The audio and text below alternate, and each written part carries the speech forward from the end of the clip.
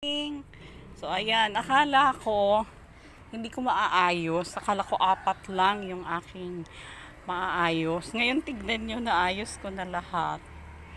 Kita nyo? 30 minutes. So yung plano ko sana, mag-hire ako ng trabahador ng half day para ayusin tong kahoy. So within 30 minutes, wala pang 1 hour. Basta ano talaga, 30 minutes. Ayan. Naayos ko na siya. At tignan nyo. Wala na. So, magwawalis na lang ako. And then, ayusin dito. Lagyan ng, para malagyan din ng halaman. Ayan. So, nauunti-unti itong aso ko. Kumakain kasi siya ng damo. Ayan. So, ayan yung aking taro. Siguro dito ko ilalagay yung taro ko kasi ito laging meron tubig. Ang taro gusto niya laging may tubig. So kung saan yung gusto ng halaman maraming tubig, doon ko siya dadalhin. So ito talaga laging maraming tubig. So dito ko muna siya dadalhin habang hindi pa siya nabububungan kasi talaga pabububungan din ito. So habang hindi pa siya nabububungan, dadalhin ko muna siya dito. Ayan. So, salamat at talaga, I really thank God for the strength na binigay sa akin. Hindi ko talaga ang akala ko, alam mo yung tinitignan ko pa lang, kaya talaga, ganun parang tinitignan ko ganun ang problema. Pag tinitignan mo ang problema, at hindi ka kumikilos, parang ang hirap. Yan, pero pag kumikilos ka, ayan, tignan mo, una nanalangin muna, sasabi ko, nagpray muna sa Lord, strength.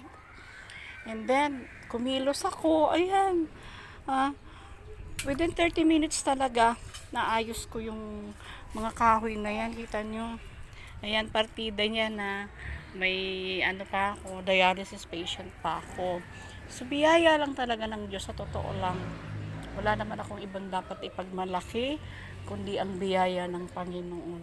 Ayan, ang ganda na. Tuwang-tuwa yung mga halaman ko kasi mag-isa lang ako dito.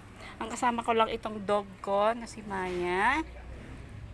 Kaya nga hindi ako makapag-video habang naghahakot.